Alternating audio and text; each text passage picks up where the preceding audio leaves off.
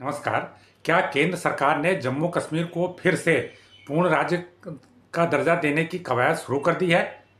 देखिए, कई तरह की अटकलें हैं और जो ताज़ा अटकल है वो जम्मू कश्मीर के मुख्यमंत्री उमर अब्दुल्ला के उस कवायद से है जिसमें उन्होंने 40 से भी अधिक राजनीतिक दलों को पत्र लिखकर जम्मू कश्मीर को पूर्ण राज्य का दर्जा देने में सहयोग की अपील की है। ये पत्र उन्होंने हाल में लिखा है, एक दिन पहले लिखा है, और इस पत्र के बाद ये अटकलें लगाई जा रही हैं कि शायद संसद के इसी सत्र में, जो मानसून सत्र अभी चल रहा है और 21 अगस्त तक वो चलना है, उसी में शायद जम्मू कश्मीर को पूर्ण राज्य का दर्जा देने के लिए केंद्र सरकार एक विधेयक ला सकती है।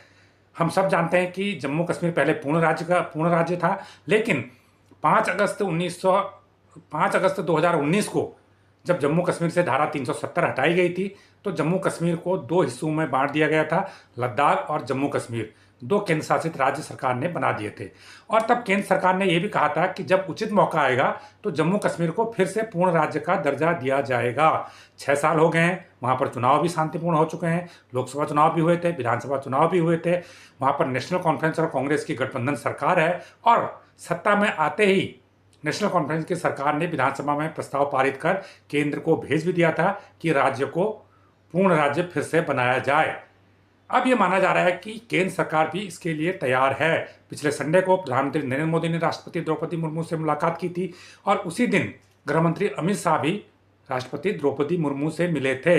इसके बाद से ये अटकलें लग रही हैं कि शायद केंद्र सरकार भी अब जम्मू कश्मीर को पूर्ण राज्य का दर्जा देने के लिए तैयार प्रतीत होती है, और हो सकता है कि वो इसी सत्र में बिल लेकर आ जाए। अब अगर केंद्र सरकार जम्मू कश्मीर को पूर्ण राज्य का दर्जा देने के लिए बिल लाती है तो विपक्ष का इस पर क्या रोक रहेगा? देखिए, विपक्ष तो पहले से ये मांग कर रहा है, इसलिए विपक्ष उसमें पूरी तरह से सहयोग करेगा।